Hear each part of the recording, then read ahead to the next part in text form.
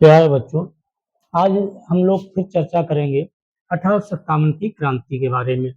1857 की क्रांति में पार्ट 4 तक हम लोग पढ़ चुके हैं। आगे देखते हैं, हम लोगों ने कानपुर तक की क्रांति पढ़ा। अब हमारे क्रांतिकारी जो थे कानपुर से झांसी पहुंचे।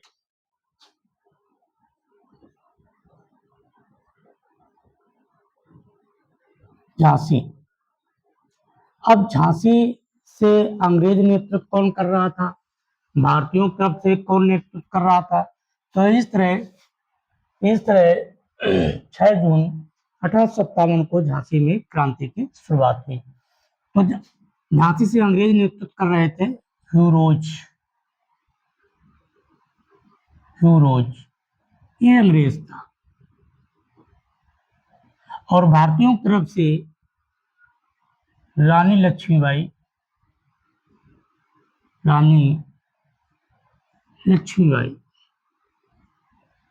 और तात्या टोपे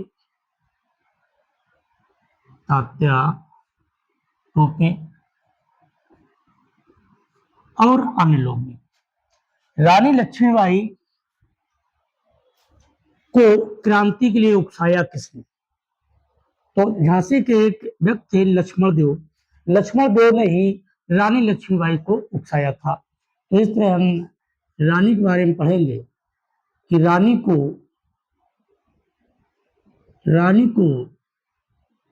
लक्ष्मण देव ने उकसाया।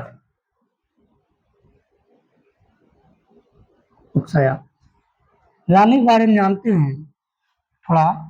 जन्म बनारस में होता है। जन्म कहाँ हुआ? बनारस में। और पली बड़ी बसी ये कानपुर में, और इनकी शादी झांसी में हुई। इस तरह झांसी के जमींदार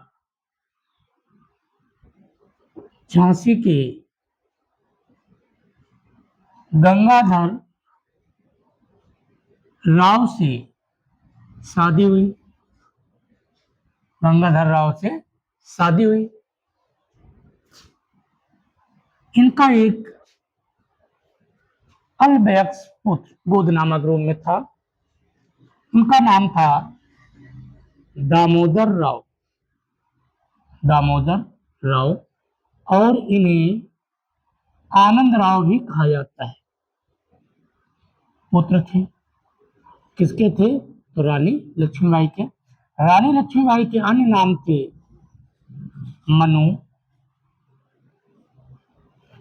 मनु, छबीली,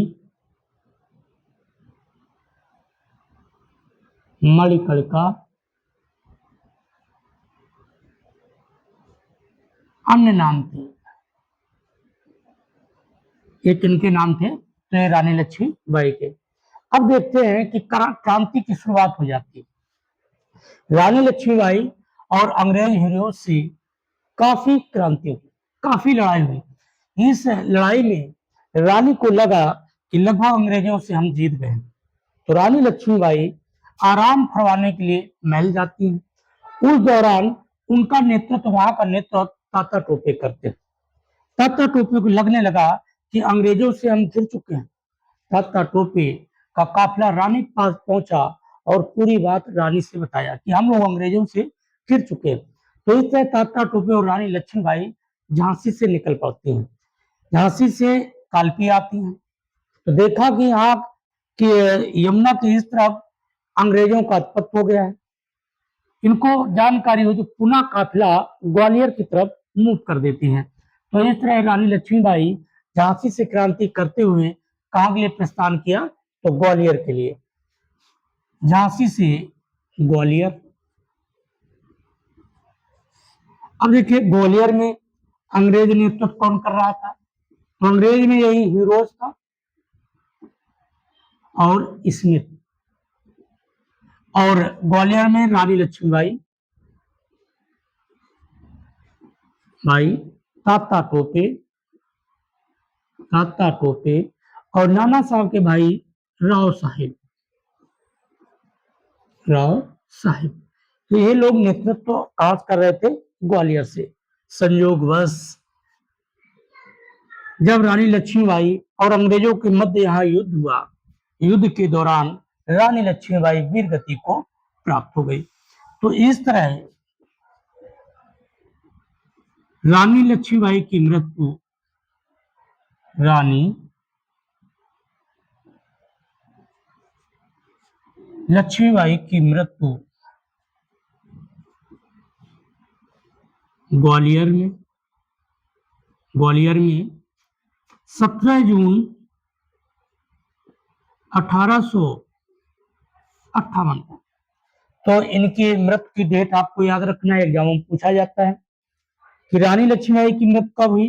तो 17 जून 1858 में हुई। कहाँ हुई? तो ग्वालियर में हुई। रानी लक्ष्मी के बारे में अंग्रेज हीरोज ने कहा था कि क्रांतिकारियों में कोई मर्द है तो रानी लक्ष्मी बाई। अंग्रेज नोट लगाते हैं, नोट। हीरोज ने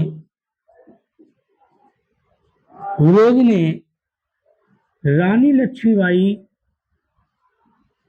लक्ष्मीबाई के बारे में कहा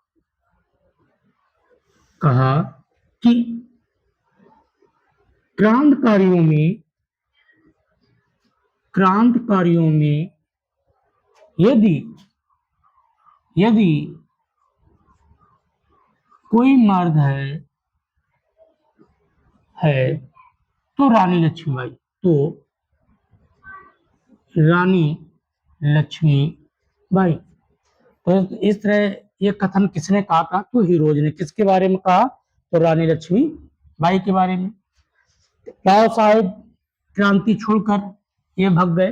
अब तात्या टोपे यहां से नेपाल चले जाते हैं। तात्या टोपे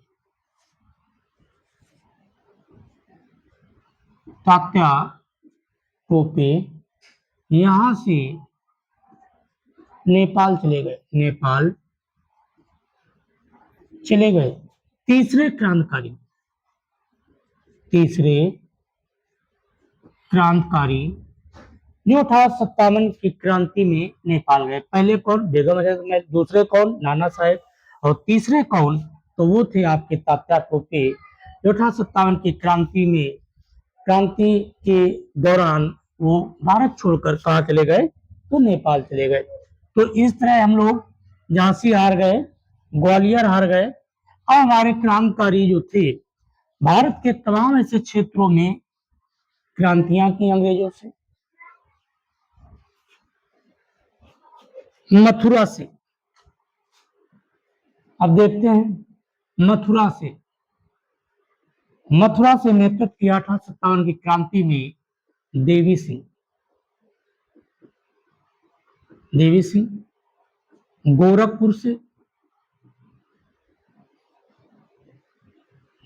से गजाधर सिंह। 1857 की क्रांति में गोरखपुर से नेतृत्व कौन कर रहा है? तो गजाधर सिंह कर रहे हैं। फिर देखते हैं इलाहाबाद से नेतृत्व किया था लियाकत अली और अंग्रेजों की तरफ से था कर्नल नील।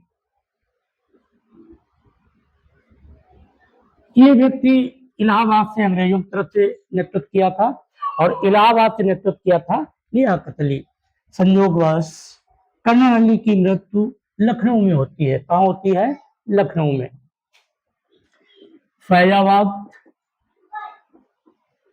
फैजाबाद से कौन नेतृत्व किया? मौलवी अहमद उल्ला। मौलवी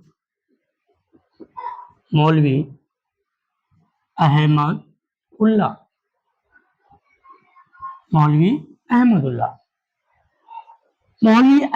ने फैजाबाद में जिहाद का नारा दिया, अंग्रेजों के खिलाफ जिहाद का नारा दिया।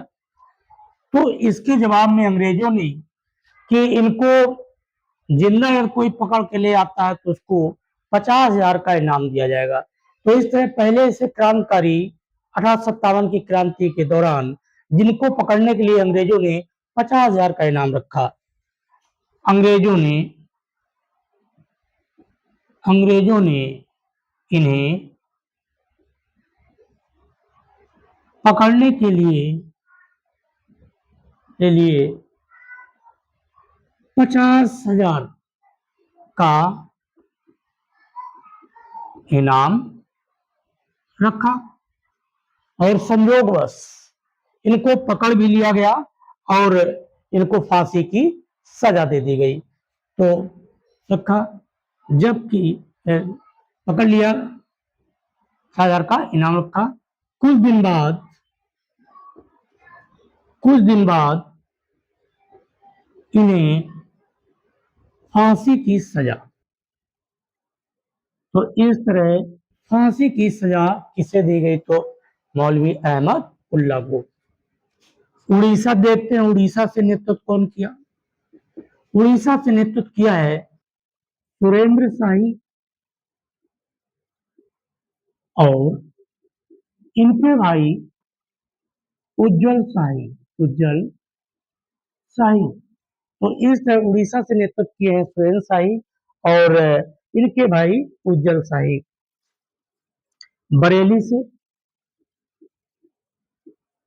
बरेली से खान बहादुर खान खान बहादुर खान। तो इस तरह बरेली से नेतृत्व कौन किया है? तो खान बहादुर खान। कुल्लू की पहाड़ी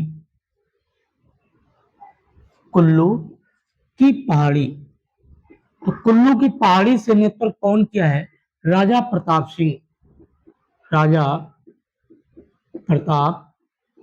सिंह। तो इस तरह राजा प्रताप सिंह कहां से नेतृत्व किया है? तो कुल्लू की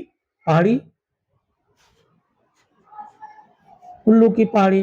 फिर देखते हैं मंदसौर कहाँ है? तो मंदसौर है आपका मध्य प्रदेश। तो इस तरह मंदसौर कहाँ है? तो मध्य प्रदेश में है। मंदसौर मध्य प्रदेश में है। फिर देखते हैं कि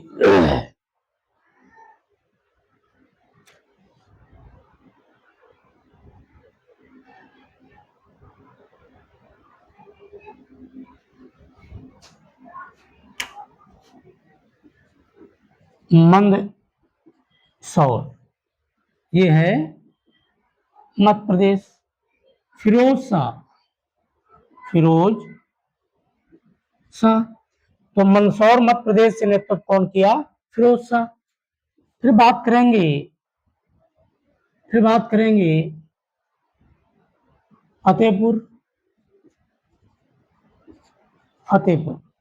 फतेहपुर से नेतृत्व कौन किया?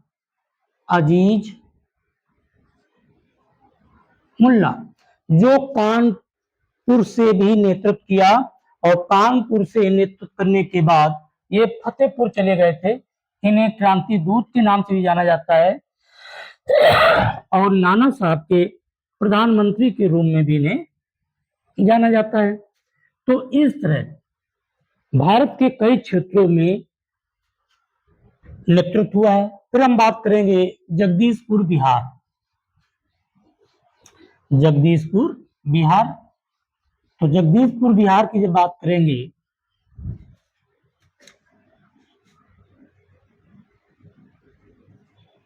जगदीशपुर बिहार, इस तरह जगदीशपुर बिहार से कौन नेतृत्व किया?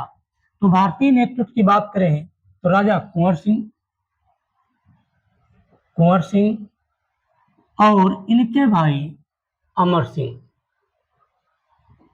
और अंग्रेजों की तरफ से बात करेंगे तो टेलर और लीग्रैंड, कई अंग्रेज अधिकारी थे जो जगदीशपुर बिहार से कुंवर सिंह के खिलाफ एवं अमर सिंह के खिलाफ नेतृत्व किया अंग्रेजों में, टेलर और लीग्रैंड और कई अंग्रेज अधिकारी। अब कुंवर सिंह के बारे में थोड़ा जान लेते हैं। राजा कुंवर सिंह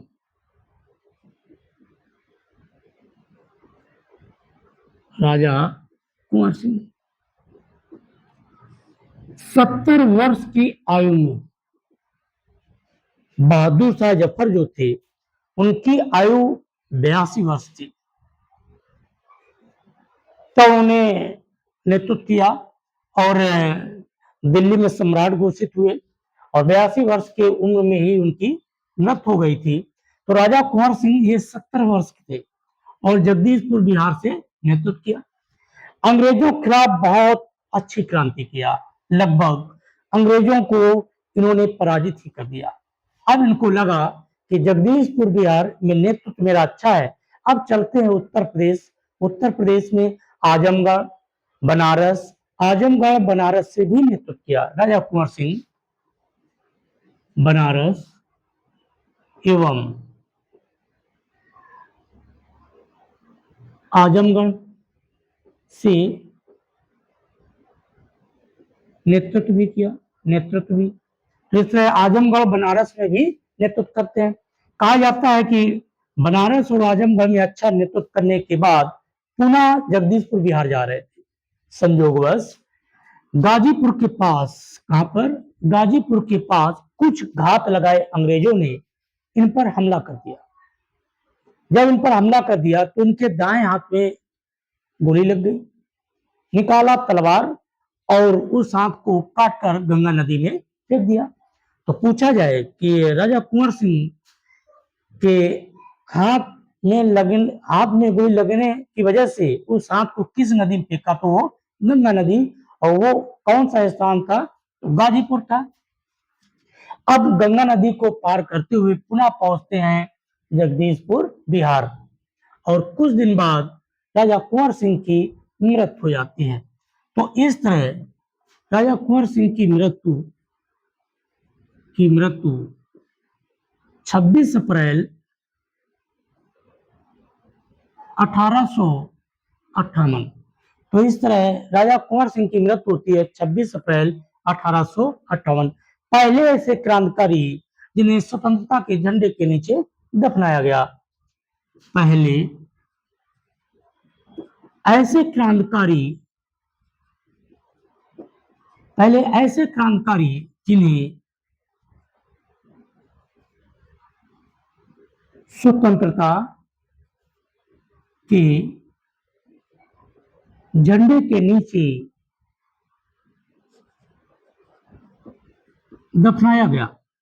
इनके बारे में बहुत से इतिहासकारों ने लिखा है कि पहले से क्रांतिकारी थे जो कभी अंग्रेजों से पराजित नहीं हुए, कभी अंग्रेजों से नहीं डरे। तो पहले ऐसे क्रांतिकारी कौन? राजा कुंवर सिंह। और 70 वर्ष की आयु में इन्होंने क्रांति किया। यूपी के बनारस, आजमगढ़ से भी नेतृत्व किया, जगदीशपुर बिहार से भी नेतृत्व किया और अंग्रेजों को हर स्थानों पर लगभग पराजित किया।